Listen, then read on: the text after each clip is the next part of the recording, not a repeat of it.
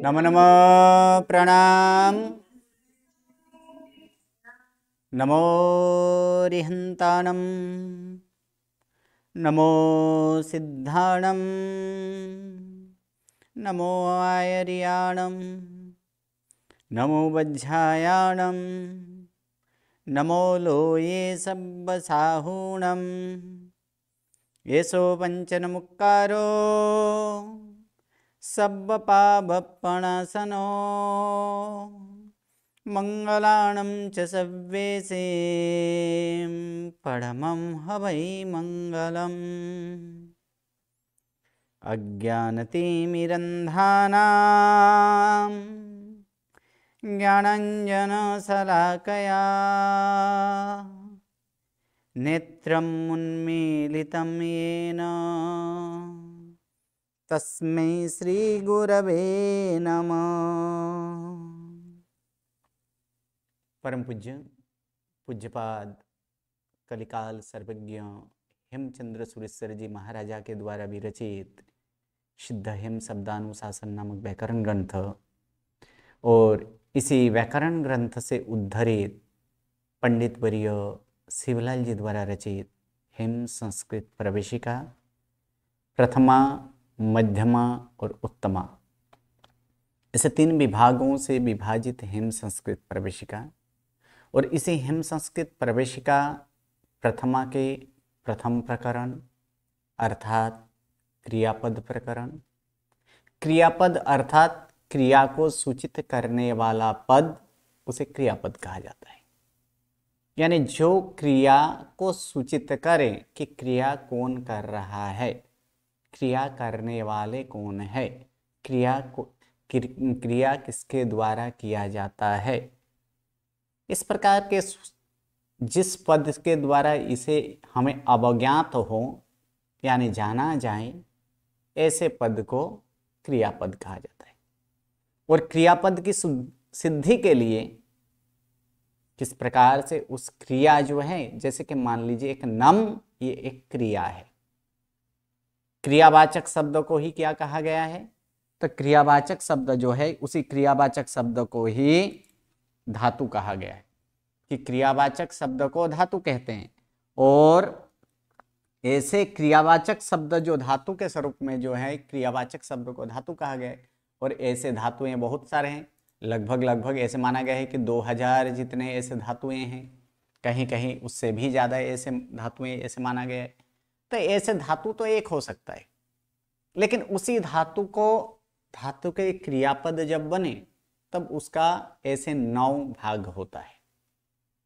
9 भाग क्यों, तो 9 भाग इसलिए क्योंकि प्रथम पुरुष संबंधी 3 क्रियापद है, मध्यम पुरुष संबंधी 3 क्रियापद है और अन्य पुरुष संबंधी 3 क्रियापद, यानी उत्तम पुरुष में 3, मध्यम पुरुष में 3 और अन्य पुरुष में 3। 3 किस प्रकार से कि उत्तम पुरुष एक वचने, उत्तम पुरुष द्विवचने और उत्तम पुरुष बहुवचने। उसी प्रकार मध्यम पुरुष एक वचने, मध्यम पुरुष द्विवचने और मध्यम पुरुष बहुवचने। तो उसी प्रकार यहां पर मध्यम पुरुष जैसे उत्तम पुरुष और मध्यम पुरुष देखे, उसके बाद आता है अन्य पुरुष। तो अन्य पुरुष एक वचने, अन्य पुरुष द्विवचने और अन्य पुरुष बहुवचने। इस प्रकार कितने, तो इस प्रकार कुल ऐसे 9 प्रकार के क्रियापद होते हैं।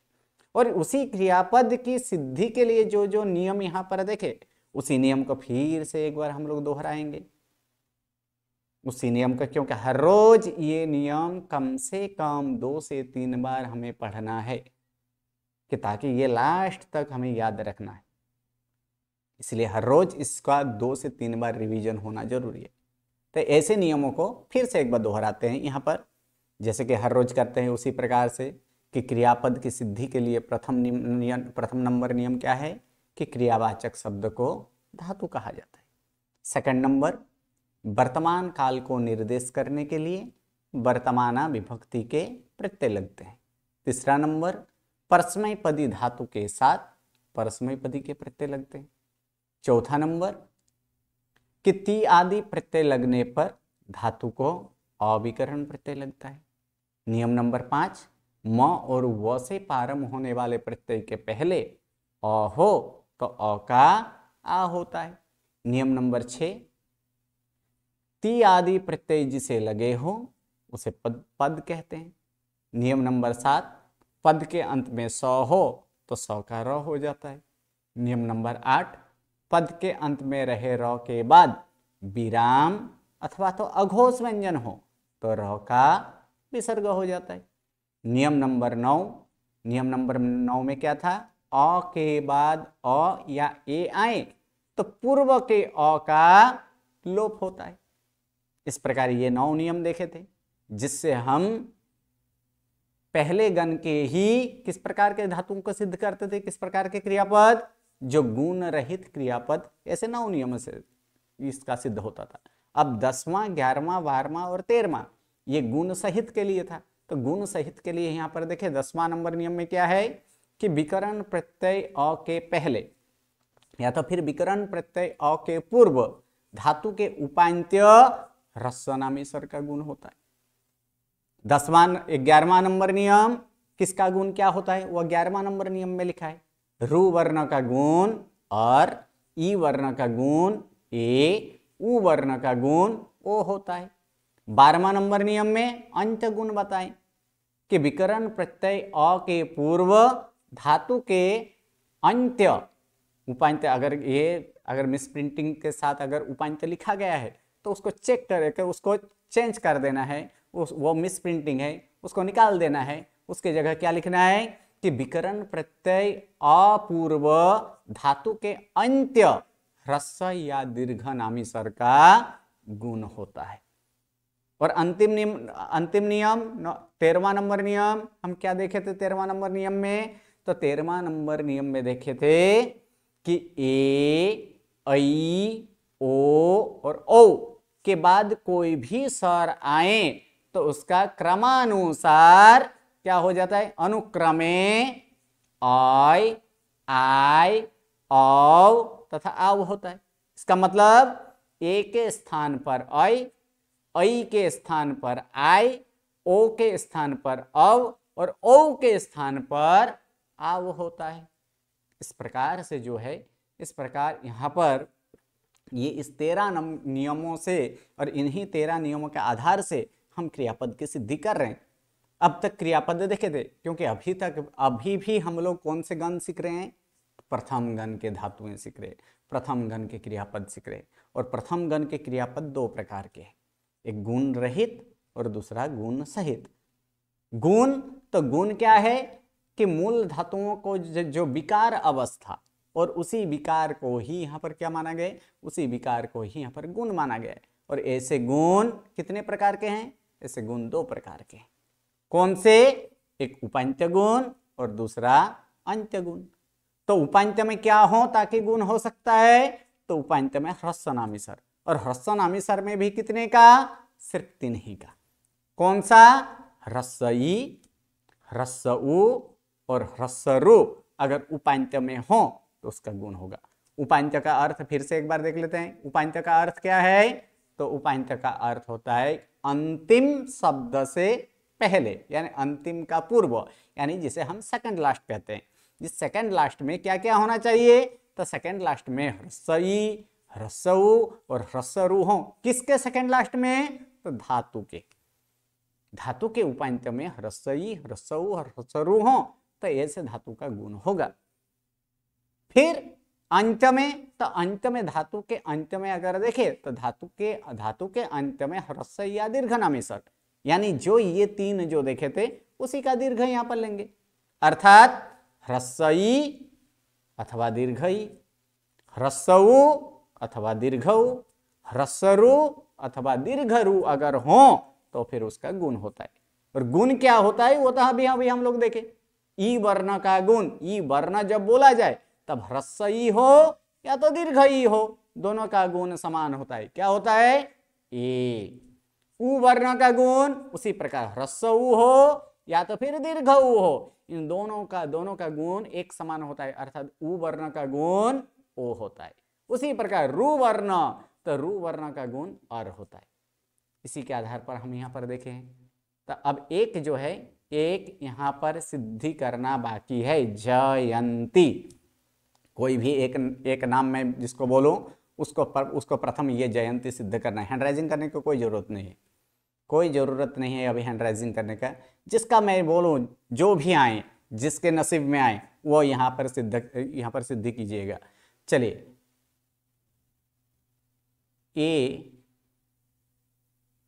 A33,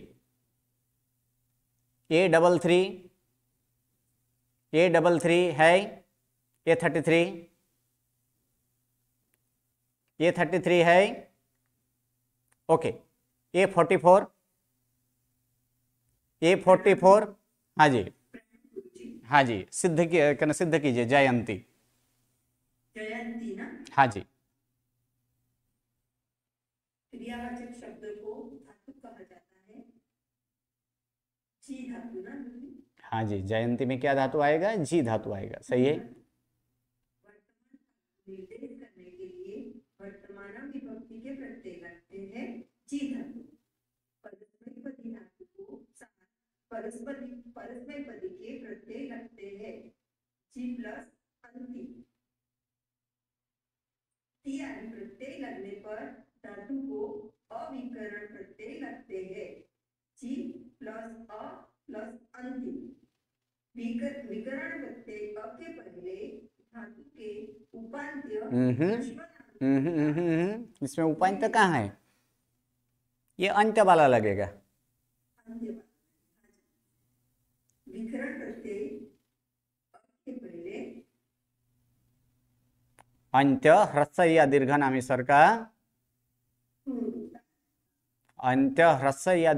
स्वर का गुण होता है। तो इसमें क्या आ जाएगा?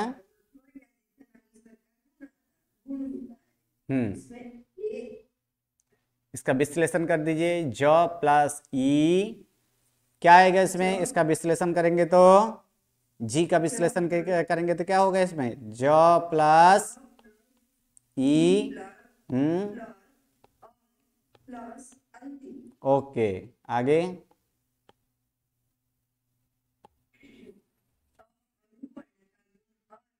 वर्ण का गुण ए, उ वर्ण का गुण ओ होता है। तो ज प्लस ए प्लस अ प्लस अंति। ओके। ए ऐ ओ औ के बाद कोई भी स्वर आए तो उसके स्थान पर ऐ आई औ तथा आउ होता है। ज प्लस ऐ प्लस अ प्लस अंति। उसके बाद नहीं नहीं नहीं नहीं, एक नियम और लगेगा, 9वां नंबर नियम। 9वां नंबर नियम क्या था? अ के बाद अ या ए आए तो क्या करना है? अ के बाद ए आए तो पूर्व के अ का लोप होता है। ये जो अ है इसका क्या हो जाएगा? लोप हो जाएगा, यानी जय प्लस अंति। अब ती आदि लगेगा, ती आदि प्रत्यय लगे, जिसे लगे हो उसे पद कहते हैं। तो ओके, जयंती पद होगा। ओके, धन्यवाद। चलिए अब यहाँ पर जो धातु अभी तक जो देखे कि पहले गण के धातु प्रथम गण के वर्तमान काल के लिए इतना ही रखते हैं। इसके बाद जो आएगा वो चतुर्थ गण देखेंगे, षष्ठम गण देखेंगे और दशम गण देखेंगे। बीच वाला जो रह गया, पहले गण के बाद सीधा हम चतुर्थ गण लिए, तब बीच में कौन कौन से गण रह गए? बीच में कौन से गण रहे? 1 से 10 के बीच में एक के बाद कौन सा रह गया? 2 और 3, 2 और 3 रह गया। 4 ले लिया, उसके बाद 6 ले लिया, तो बीच में क्या रहा? 4 और 5 के, यानी 5 बाकी रहा। उसके बाद 6 के बाद सीधा 10 ले लिया, तो फिर उसके उस समय कौन कौन सा बाकी रहा? 7, 8 और 9। ये जो है कि ये 6 गण जो है, ये 6 गण हम मध्यमा में देखेंगे। वो किसमें देखा जाएगा? वो मध्यमा में देखेंगे। अभी सिर्फ कौन से गण देखें? तो अभी के लिए 1, 4, 6 और 10। ये 4 गण ही अभी देखना है। लेकिन अभी अभ्यास किसका कर रहे हैं हम लोग? एक प्रथम गण का वाक्य। ये प्रथम गण का अभी अभ्यास मान लीजिए ये पूरा जैसे ही हो गया। उसके बाद कौन सा है? उसके बाद 2 गण साथ में देखेंगे। कौन कौन से? 4 और 6। और फिर उसके बाद ये 10वां गण देखेंगे। लेकिन अभी ये पहला गण का ही, तो पहला गण जो है प्रथम गण, तो प्रथम गण के ये धातु हम अभी अभी बोले कि प्रथम गण के धातु कितने प्रकार के हैं? अभी अभी हम लोग बात की कितने प्रकार के हैं प्रथम गण के धातु? 2 प्रकार के धातु हैं। किस प्रकार? कैसे 2 प्रकार के? हाँ, गुण रहित और गुण सहित। अगर गुण सहित वाला को भी देखे तो वहां भी कितने प्रकार के धातु होंगे? 2 प्रकार। वहां भी 2 प्रकार। कौन कौन से? उपांत्य और अंत्य गुण। हाँ, उपांत्य और अंत्य गुण। अगर देखा जाए तो इस प्रकार से अभी देखें कि धातु में कौन से गण? प्रथम गण। ये प्रथम गण के धातु, और ये प्रथम गण के धातु भी 2 प्रकार के। कौन से? एक गुण रहित, ये गुण रहित, और दूसरा गुण सहित। फिर यहां पर देखेंगे कि गुण सहित धातु जो है वो भी 2 प्रकार के। कौन से? उपांत्य और अंत्य। तो इस प्रकार यहाँ पर देखें तो ये पहला गण के यानी प्रथम गण के धातु को ऐसे 3 विभाग से हम विभाजित कर सकते हैं। कौन से?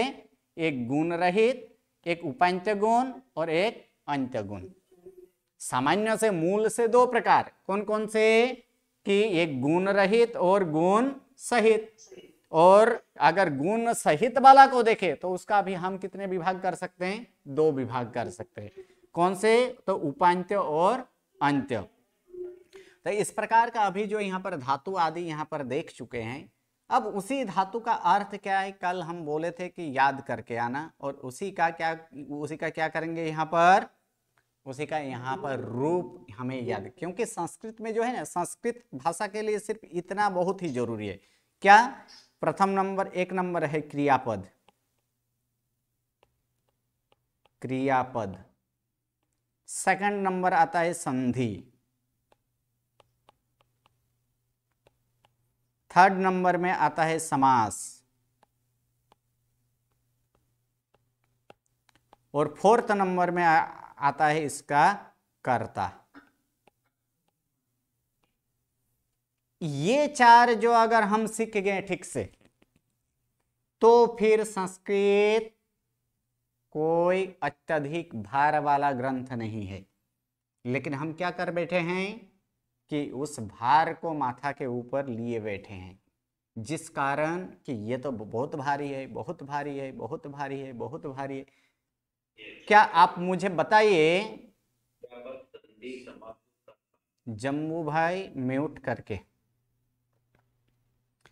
तो क्या आप मुझे बताइए कि कोई ऐसे महिष हो, महिष का मतलब या तो महिष छोड़िए, या तो कोई ऐसे हाथी हो, हाथी को हाथ से उठाया जा सकता है क्या? नहीं उठाया जा सकता है ना, हाथी को हाथ से नहीं उठाया जा सकता है ना। लेकिन क्या यह संभव है कि नहीं?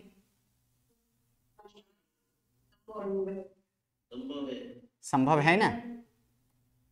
कभी कभी आप, हाँ कभी कभी आप देखते होंगे कि आज को, चलिए आज हाथी को छोड़ दीजिए, ओलंपिक आदि में ऐसे लिफ्ट करता है ना, कितने का करता है? 50 kg, 60 kg, 1 क्विंटल, 2 क्विंटल तक करता है कि नहीं करता है? कोई सामान्य व्यक्ति को उसे लिफ्ट करने के लिए बोला जाए तो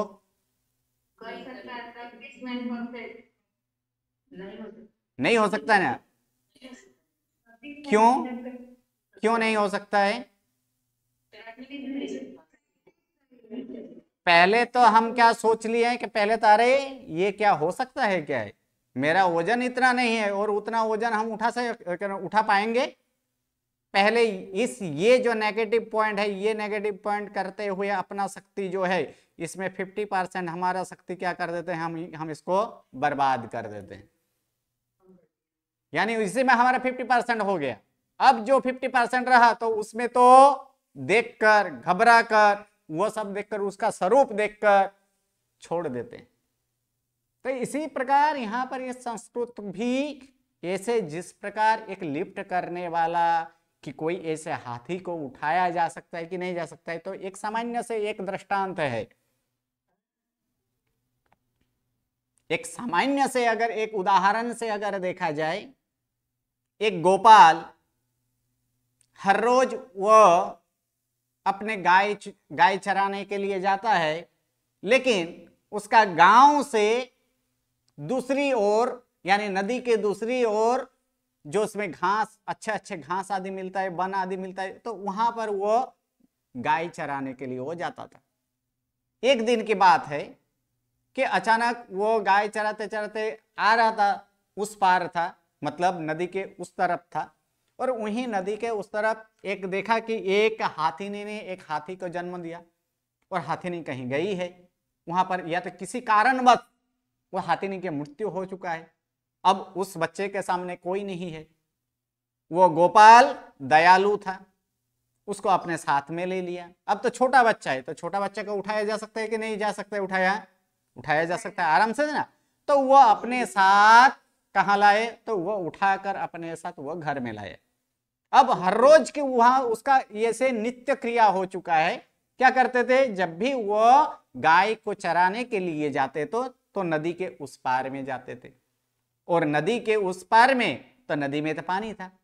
अब ऐसे छोटे बच्चे को छोड़ दे तो कि फिर क्या होगा? वो तो बह जाएगा, वो तो ये बह जाएगा। तो इसलिए वो क्या करते हैं, उस हाथी का बच्चा को अपने कंधा पर, यानी अपने कंधा पर बिठाते और नदी के उस पार जाते। इस प्रकार उसका क्रमशः हर रोज ऐसे क्या चलता था, हर रोज इसी तरह से चलता था।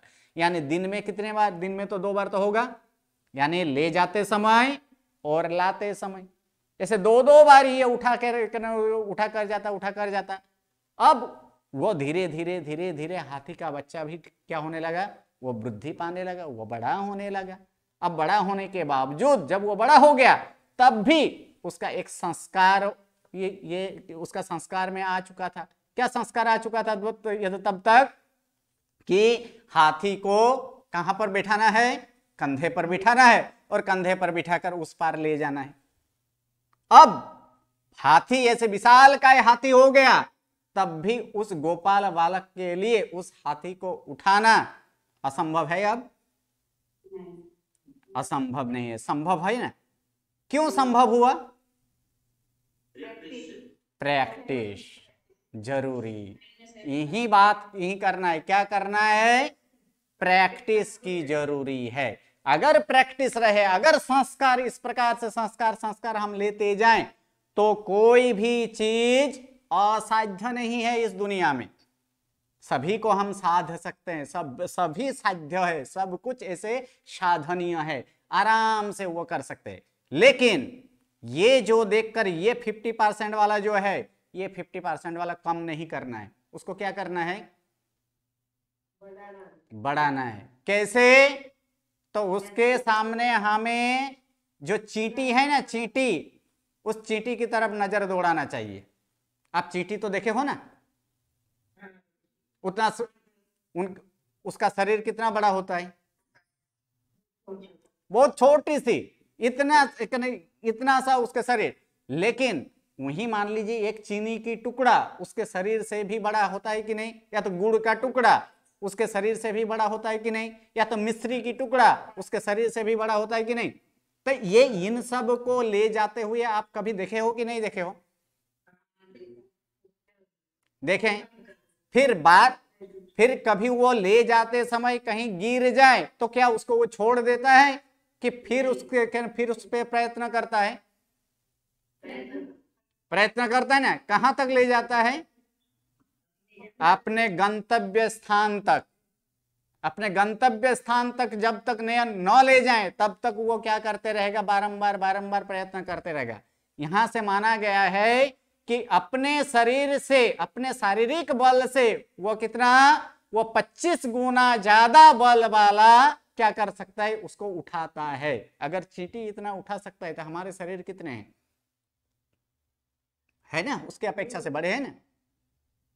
तो इसी प्रकार यहां पर इस बल को कम नहीं करना है, अपने से 50% और ज्यादा करना है। उसके लिए सिर्फ एक ही चीज है, एक ही मंत्र है कि हाँ मैं कर सकूंगा या तो कर पाऊंगा या तो कर पाऊंगी, जो जैसे हैं उस प्रकार से। लेकिन अगर बीच में कहीं जैसे बोले ना कि जैसे अगर गिर जाएं तो क्या उसको छोड़ देना है? नहीं। क्या करना है उस समय? फिर से प्रयत्न करना है। यानी कहीं हमें भार लगा, कहीं हमें कठिन लगा, तो कठिन का यहां पर कठिन हुआ तो उसको सरल करने के लिए हम लोग है ही, लेकिन उसको बीच में देखकर छोड़ दें तो वो क्या करते हैं, एक श्लोक आगे जाकर आएगा आप सबका, क्या करते हैं कि जो अधम होता है वो क्या करते हैं, वो कार्य को देखते, यानी वो कार्य को देखकर हो ही वो क्या करते हैं, वो भाग जाते हैं, वो कार्य का कभी वो प्रारंभ नहीं करते। जो मध्यम होता है वो कार्य को तो प्रारंभ तो करता है लेकिन पूर्ण नहीं करता है, और जो उत्तम होता है वो कार्य को कभी छोड़ता नहीं है। तो हम किस कैटेगरी में आते हैं तो उसका यहां पर इसका भी एक दो बार हमारे मन मस्तिष्क में होना चाहिए। क्या मैं अधम हूं कि देखकर भाग जाऊं? क्या मैं मध्यम हूं? मध्यम भी नहीं बनना है, क्या बनना है? उत्तम बनना है। तो उत्तम बनने के लिए वो जब तक कार्य पूरा ना हो तब तक छोड़ना नहीं है। शायद हो सकता है कि ज्ञानावर्णीय के क्षयोपशम के कारण किसी को शीघ्रता से उसका ग्रहण हो जाए, किसी को ज्ञानावर्णीय के क्षयोपशम की कम हो तो उसे ग्रहण करने में कितना लगेगा, समय ज्यादा लगेगा। तो जिस प्रकार के ज्ञानावर्णीय के क्षयोपशम हो उसी के आधार पर यहां हम सब है। कोई बुद्धिशाली, जैसे कि एक शिक्षक ही एक क्लास में पढ़ाते हैं, किसी को एक बार सिर्फ एक इंगित मतलब इशारा से ही वो समझ जाता है कि इसका आंसर क्या होगा क्या नहीं होता, या तो एक बार करने से उसका ज्ञान आ जाता है। लेकिन किसी को बारंबार बारंबार बारंबार घूंटने के बाद उसे ज्ञान चढ़ता है। क्यों? तो इसका एकमात्र कारण है कि ज्ञानावर्णीय कर्म का क्षयोपशम। तो ये कर्म ग्रंथ के बारे में अभी नहीं जाते। तो उसी प्रकार हमें बारंबार बारंबार प्रयत्न करना है। अगर हमें जल्दी से नहीं हो रहा है तो उसको 2 बार 3 बार 4 बार 5 बार 10 बार हमें प्रैक्टिस जितना करते हैं उससे अधिक मात्रा में और प्रयत्न करते जाना है। चलिए अब यहाँ पर जो है क्रियापद की सिद्धि आदि देख लिए। अब जरूरी जैसे बोले कि संस्कृत के लिए ये 4 वस्तु बहुत ही होना जरूरी है, तो हम अभी कर रहे हैं क्रियापद। तो क्रियापद का अर्थ के साथ हम लोग देखेंगे। तो एक एक करके जिसको बोला जाए सारे के सारे म्यूट कर लें।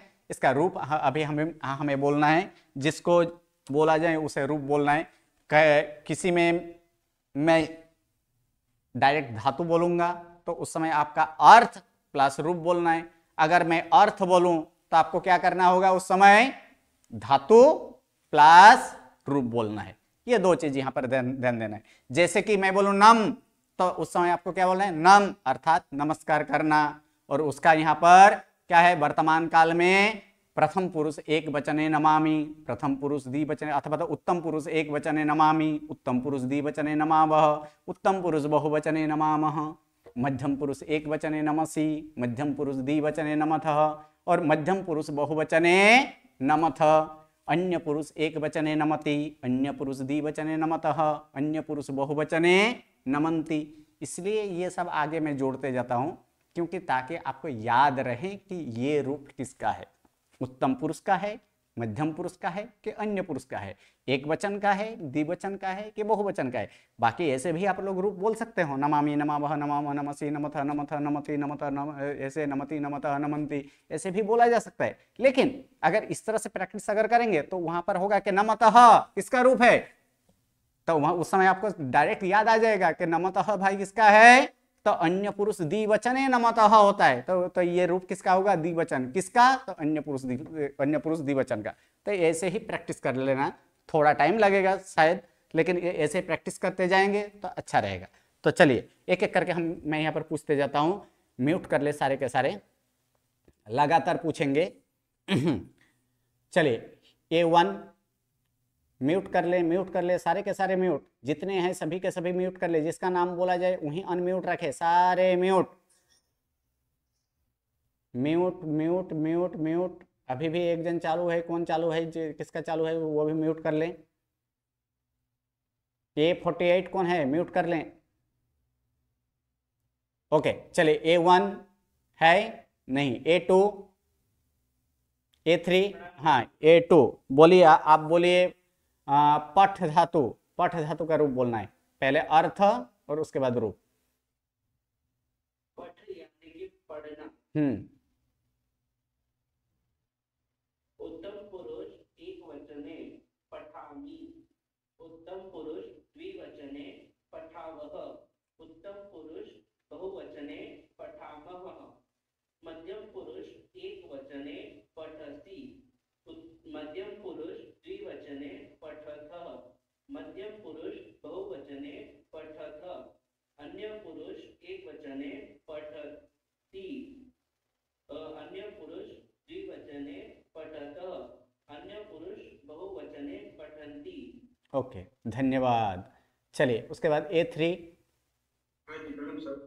आप बोलिए पूजा करना, पूजा करने के लिए धातु अर्च धातु है। अर्च धातु, ओके रूप बोलिए। प्रथम पुरुषे अहं अर्चामि, प्रथम पुरुष द्विवचन अहं अर्चामः,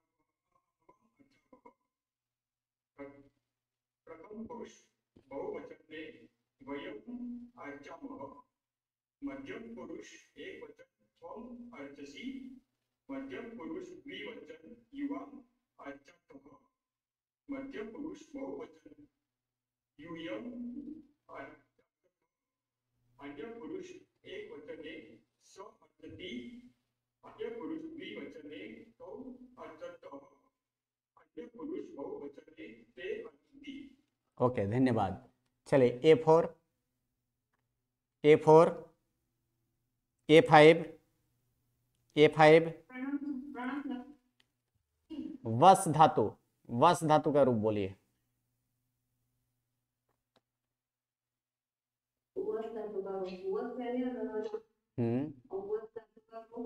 उत्तम पुरुष एक वचने वसामि, उत्तम पुरुष द्विवचने वसामः, उत्तम पुरुष बहुवचने वसामः, मध्यम पुरुष एक वचने वससि, मध्यम पुरुष द्विवचने वसथ, मध्यम थह, थ नहीं थह, मध्यम पुरुष बहुवचने वसथ, अन्य पुरुष एक वचने वसति, अन्य पुरुष द्विवचने वसतः, अन्य पुरुष बहुवचने वसन्ति। ओके धन्यवाद। चलिए A6, A6। हाँ जी, आप बोलिए वरसना, वरसने के लिए धातु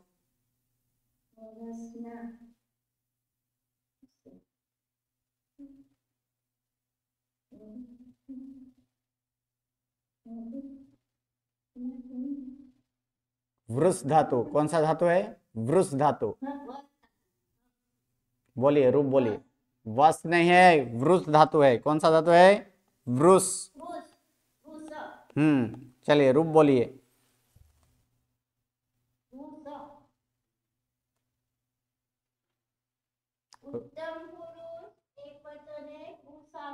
नहीं, वर्षामी।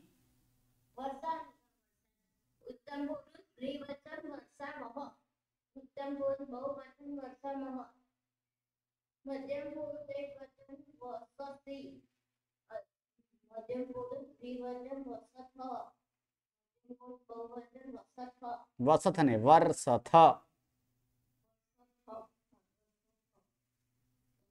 अन्य पुरुष एक वचन वसति, वसति, अन्य पुरुष द्विवचन वसतः, अन्य पुरुष बहुवचन वसन्ति। ओके धन्यवाद। चलिए A7, A7। हाँ जी, जितना, जितने के लिए धातु, जितना, जय पाना, उसके लिए धातु। A6 म्यूट कर लें, A6 वाला म्यूट कर लें। जी धातु है, ओके बोलिए रूप। उत्तम पुरुष एक वचने जयामि, और उत्तम पुरुष द्विवचने जयावः, उत्तम पुरुष बहुवचने जयामः, मध्यम पुरुष एकवचने जयति, मध्यम पुरुष द्विवचने जयतः, मध्यम पुरुष बहुवचने जयथ, अन्य पुरुष एकवचने जयति, अन्य पुरुष द्विवचने जयतः, अन्य पुरुष बहुवचने जयन्ति। ओके, धन्यवाद। A8 हाँ जी, आप बोलिए खाना, खाने के लिए धातु जिम धातु। ओके, चलिए रूप बोलिए। उत्तम पुरुष एकवचन जिमामि, नहीं, जे मामी क्या होगा? उपांत में गुण होगा ना, जिम उपांत में क्या है? ह्रस्व ई है, तो ह्रस्व ई का गुण क्या होगा? ए होगा, यानी जिम का क्या बन जाएगा? जेम बन जाएगा, अर्थात क्या होगा रूप? जे मामी। जेमा। उत्तम पुरुष एकवचन जेमामि, उत्तम पुरुष द्विवचन जेमावः, उत्तम पुरुष बहुवचन जेमामः, मध्यम पुरुष एकवचन जेमसि, मध्यम पुरुष द्विवचन जेमसः, मध्यम पुरुष बहुवचन जेमथ, अन्य पुरुष एकवचन जेमसि, अन्य पुरुष द्विवचन जेमतः, अन्य पुरुष बहुवचन जेमंसि। ओके, धन्यवाद। चलिए उसके बाद A9 A10 जी गुरुजी। आप बोलिए होना, होने के लिए क्या धातु है? होना। भू धातु होगा, अन्य उत्तम पुरुष एक वचने भया भयामि, नहीं, भवामि। हाँ, उत्तम पुरुष एक वचने भयामि, य नहीं होगा। भवामि, हाँ, भवामि। उत्तम पुरुष द्विवचने भया भवावः, ओके। उत्तम पुरुष बहुवचने भवावः, मध्यम पुरुष एक वचने भवति, मध्यम पुरुष द्विवचने भवतः, मध्यम पुरुष बहुवचने भवथ, अन्य पुरुष एक वचने भवति, अन्य पुरुष द्विवचने भवतः, अन्य पुरुष बहुवचने भवति। ओके, धन्यवाद। चलिए A11 A11 आप बोलिए जालना, या तो जलना या जालना, उसके लिए धातु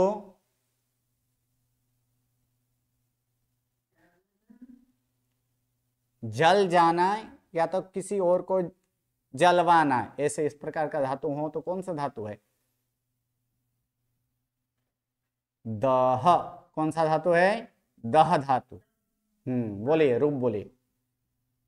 उत्तम पुरुष एक वचन दहामि, उत्तम पुरुष द्विवचन दहावः, उत्तम पुरुष बहुवचन दहामः, मध्यम पुरुष एक वचन दहसि, मध्यम पुरुष द्विवचन दहसः, मध्यम पुरुष बहुवचन दहथ, अन्य पुरुष एक वचन दहति, अन्य पुरुष द्विवचन दहतः, अन्य पुरुष बहुवचन दहन्ति। ओके, धन्यवाद। चलिए आज 11 जन का यहाँ तक किए, बाकी का जो है कल पहले रूप देखेंगे और उसके बाद हम जो नियम का जो पुनरावर्तन करते हैं वो नियम का पुनरावर्तन बाद में करेंगे, लेकिन पहले रूप का पुनरावर्तन करेंगे, उसके बाद नियम का पुनरावर्तन करेंगे। हाँ बोलिए, A7 क्या प्रश्न है? प्रणाम गुरुजी। हाँ जी। शी धातु है, इसमें हम जो संधि का विसर्जन तो श प्लस की, सही है। तो श हम क्ष का नहीं करना है, क्ष का नहीं करना है।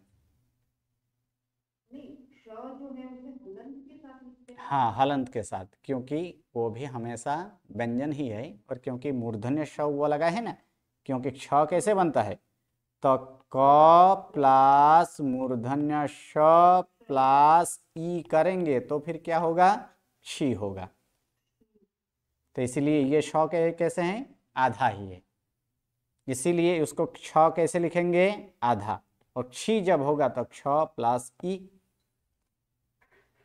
तो जो बुक में संधि है, उसमें संधि क्या दिया गया है, उसमें क्ष संपूर्ण है, देखिए उसमें क्या लिखा है, उसमें क्ष संपूर्ण, आधा तो नहीं है ना। जिसमें आज ये संपूर्ण हो उसमें क्या मानना है कि इसके साथ क्या जुड़ा हुआ है, अ जुड़ा हुआ है। इस वजह से उसमें पूर्ण है, सपूर्ण है वहां पर। पूर्ण। ओके, धन्यवाद। चलिए A80 क्या प्रश्न है, A80। प्रणाम। मुझे आज आपने एक्सप्लेन किया ये 8 4 2 और 3 बाकी है, 4 करवाया फिर 6 करवाया, क्योंकि गुरुजी रिकॉर्डिंग जैसे जैसे मैं सुनूंगी तो उसमें समझ होगा मुझे। क्या होगा, ये सारे रिकॉर्डिंग, ये सारे 3 साल तक ये रिकॉर्डिंग मिलेगा आपको। गुरुजी थोड़ा मैं 10-15 दिन गैप आ गया था ना, तो बहुत स्ट्रेस में और संस्कृत लेके बीच में तक टिप्पणी पढ़ोगी होने लग गया है। अभी जो है कि अभी ये इतना इतना गण का हमें सीखना है। अभी जो है अभी के प्रथमा में 1 4 6 और 10 गण सीखना है। इसमें सिर्फ अभी एक गण ही पूरा हुआ है, बाकी ये 4 6 10 बाकी है अभी, और वो भी वर्तमान काल में। उसके बाद कौन सा काल आएगा, उसके बाद आएगा भूतकाल। तो भूतकाल में भी भेद है, और उस भूतकाल का कौन सा, तो ह्यस्तन भूतकाल आएगा। उसके बाद आएगा विध्यर्थ, ये विध्यर्थ आएगा, और उसके बाद एक आएगा वो आएगा आज्ञार्थ। ऐसे 4 काल में अभी सीखेंगे। काल भी कितने हैं संस्कृत में, वो 10 है। वो भी कितने, 10 प्रकार के हैं। मुख्य 3 ही है, लेकिन उन 3 को हम 10 विभाग से विभाजित कर दिए। इसमें से एक काल अभी तक सीखे। कौन सा काल सीख रहे हैं अभी, वर्तमान काल। अभी तो भूतकाल बाकी है, विद्यार्थ बाकी है, अज्ञार्थ बाकी है। इसी ये प्रथमा में इतना ही आने वाला है। उसका कारण भी बताया था। हाँ जी,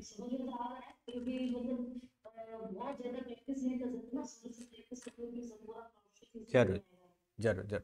चलिए देख लीजिएगा। हाँ जी, आगे A23। A23 क्या प्रश्न है, हाँ जी बोलिए। आपका आवाज ब्रेक हो रहा है, मुझे सुनाई नहीं दे रहा है। प्रश्न आपका क्या है। हाँ, नींद धातु है। हाँ,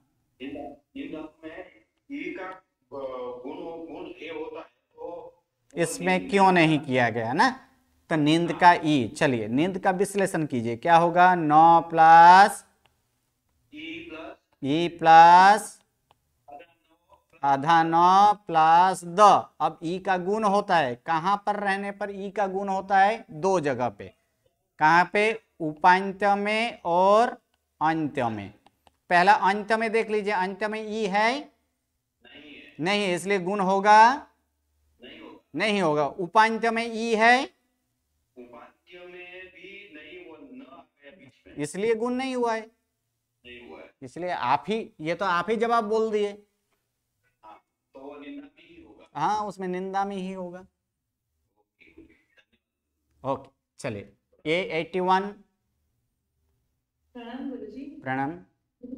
अभी हम जयंती पद की सिद्धि कर रहे थे, तो हमने चौथा लगाया, ती आदि प्रत्यय लगने पर धातु को अविकरण प्रत्यय लगता है। सही है, ठीक है गुरुजी। उसके जस्ट बाद ये आ सकता है क्या कि अ के बाद अ या नहीं के अ का लोप होता है। नहीं, अगर अ का लोप, नहीं, अ का अगर लोप कर दे तुरंत ही, तो फिर गुण किसके आधार किसके आधार पर गुण होता है। गुण वाला नियम में क्या बोला है, विकरण प्रत्यय अ के पहले। अब विकरण प्रत्यय का ही लोप कर देंगे तो गुण होगा, तो नहीं होगा। तो नहीं, तो वो लोप जो है वो सेकंड लास्ट में करना है, पद बनाने से पहले। तो गुरुजी 90 नंबर, ये 8वें नंबर पर ही, 90 नंबर पे ही लगेगा। हाँ, ये नहीं, ये 8वें नंबर पे। 8वें नंबर पर ही लगेगा। हाँ हाँ जी, हाँ जी गुरु। ओके, धन्यवाद। चलिए A3।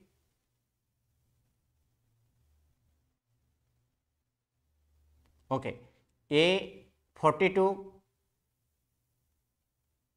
A42। प्रणाम।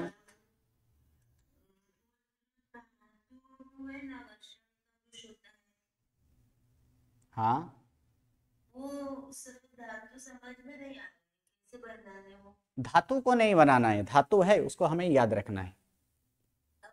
वो वर्षा में देंगे तो उसका हमको धातु लेना।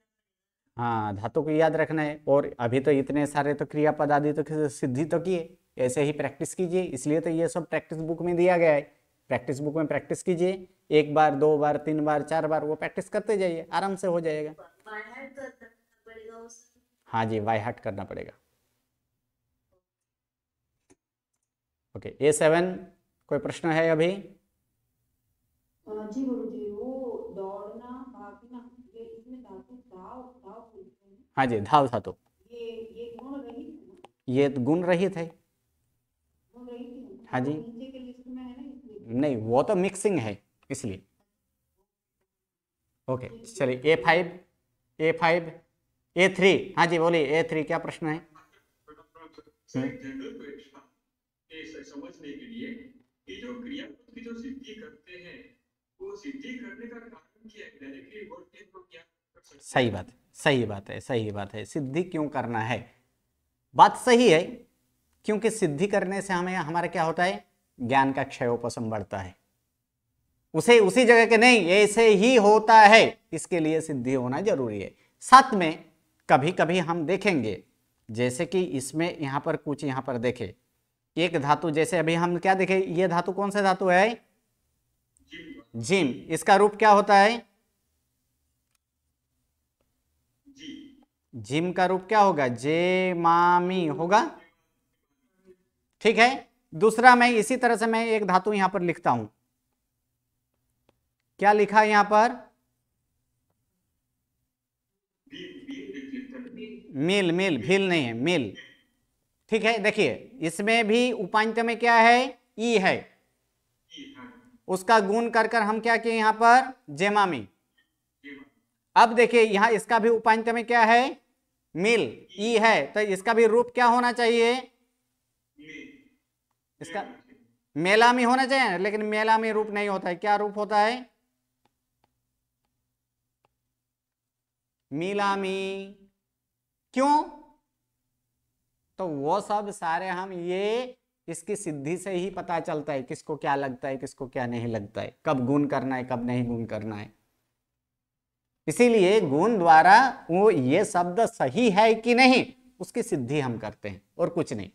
और वो सिद्धि के लिए ताकि हमारे मस्तिष्क में फिट हो जाए, फिट बैठ जाए, ये फिट एकदम ये कंप्लीट हो जाए कि नहीं यही सही है और यही सही पद्धति से हम कर रहे हैं, इसलिए। ओके, A95 A85 95 नहीं A85। हाँ जी, प्रणाम।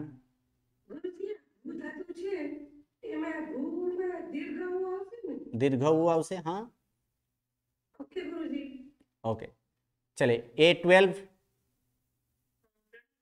हाँ जी, करके आइए, बहुत अच्छा है। लेकिन पहले तो हम रूप देखेंगे, उसके बाद टाइम मिले तो फिर हम ये वाक्यानुवाद करेंगे। ओके, धन्यवाद। A73। प्रणाम। दोनों धातु का मतलब खाना है। तो अगर हिंदी में हमें वाक्य आए तो कहाँ दोनों का यूज किया जा सकता है, कोई बात, कोई तकलीफ नहीं, अब दोनों यूज कर सकते हो। अच्छा, ठीक है। ओके, चलिए, नमो नमः, प्रणाम।